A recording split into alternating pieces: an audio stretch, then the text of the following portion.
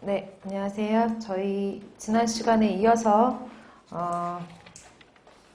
지난 시간에 산업배 수요에 의한 영향이라고 해가지고 중금속이나 각종 유해물질의 특징에까지 설명을 드렸죠. 이번 시간에는 농업활동으로 인한 영향 및 피해에 해당하는 교재 페이지 58페이지에 해당하는 내용들을 한번 보도록 할게요. 그래서 58페이지 보시면은 농업활동으로 인한 영향 및 피해에 첫 번째로 보시면 농약으로 인한 피해가 있어요. DDT라든지 PCP라든지 엔드린, 디엘드린 외우실 필요 없어요. 얘는 농약의 종류거든요. 그래서 농약 성분들이라고 보시면 되고, 이런 농약 같은 것들이 파라티온이나 말라티온 이런 것들이 하천이나 해수로 유입돼서 수서생물들이 뭐 되고 폐사가 되고 먹이사슬 등을 통해서 인체나 동물에 농축되어 피해를 유발한다라고 되어 있어요. 그래서 이런 그 독성 물질의 농도가 높은 이런 농약 성분 같은 것들은 생체 독성을 일으킬 수 있다라는 거죠. 생물 농축을 일으킬 수 있고, 그래서 그 농축이 됐다 아니면 농축이 되지 않았다라는 것을 우리가 수치로 나타내는 걸 농축계수라고 하는데요.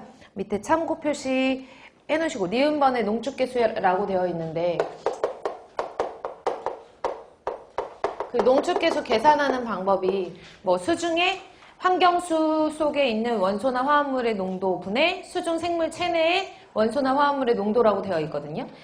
공식이 좀 복잡하게 생겼죠. 복잡하진 않고 농축계수 계산하는 방법은 예를 들어서 물이 있고 이 물에 뭐 농약의 성분이 여기 나와 있는 것처럼 뭐 파라티온, 말라티온 이런 것들이 있다 그러면 파라티온 농도를 측정을 했다고 할게요.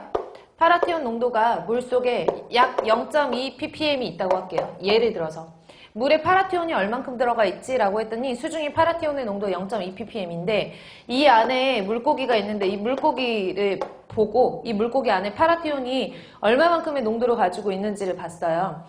얘 물고기 안에 0.6mg/L가 있대요. 그 말이 안 되잖아요. 주변 환경에 0.2 ppm밖에 없는데 물고기 안에는 0.6 ppm 있다는 것은 주변 환경에 수중 환경에 있는 그 파라티온 농도가 물고기에 영향을 분명히 미쳤겠지만 이 물고기에 있는 그 파라티온의 농도는 계속적으로 뭐 됐다는 뜻이에요? 농축이 되어가고 있었구나 라는 뜻이에요. 그러면 이걸 가지고 원래 주변 환경의 농도, 파라티온의 농도가 0.2인데 생물체 내에 있는 물고기 안에 있는 농도 0.6이니까 계산하면 3이잖아요. 그쵸? 이 값이 1보다 크다라는 얘기는 농축계수가 1보다 크다라는 얘기는 농축이 되었구나라는 거죠.